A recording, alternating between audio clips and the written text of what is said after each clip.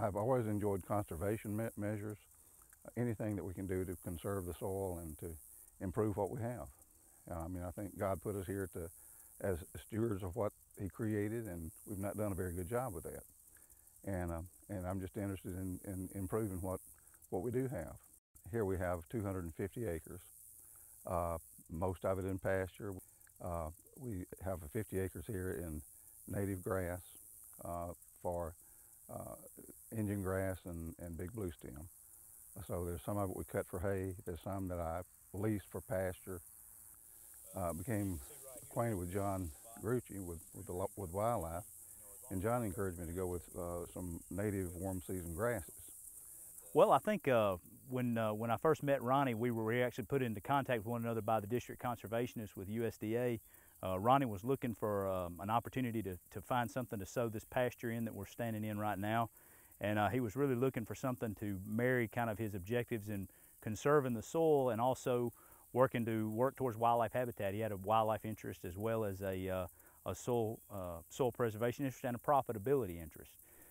When we start talking about native grass forages with landowners, a lot of them are drawn to native grass forages for more reasons than just wildlife. Wildlife may be one of the primary reasons, but what a lot of them are really looking for, a lot of landowners, is some way to decrease the inputs. These native grass forages have a very low input requirement in terms of fertility. They're also extremely drought hardy. So we had a lot of landowners several years ago when fertilizer was really getting high. They were looking for something different than Bermuda grass that didn't take quite as much fertilizer. They could still get similar tonnage with less moisture and less fertility, and native grasses fit really well into that scenario. Native grasses have a unique place in forage production in Mississippi.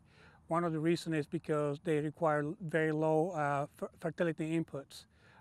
They are very productive throughout the growing season, especially in the summer, but also they provide good quality hay. And the stands has a long life sustainability. We're looking at 10 to 15 years of production. The marriage of this with wildlife, and when I was a kid I could come home after school and go behind the house and shoot a few quail. I mean, there was no problem. You know, now you don't find quail, and so that was one of the main things of establishing this. I attended a session that John Grucci had done about reestablishing the bobwhite quail, especially here in this area, which seems to be suited to the regeneration of that population. So we have deer, turkey, and beginning to have some coveys of quail here in this area. So, I mean, it's quality of life, being able to enjoy the land, have something that does at least pay for itself, and at the same time, just have something that your family can enjoy and your friends can enjoy, and you're using the way that God intended it.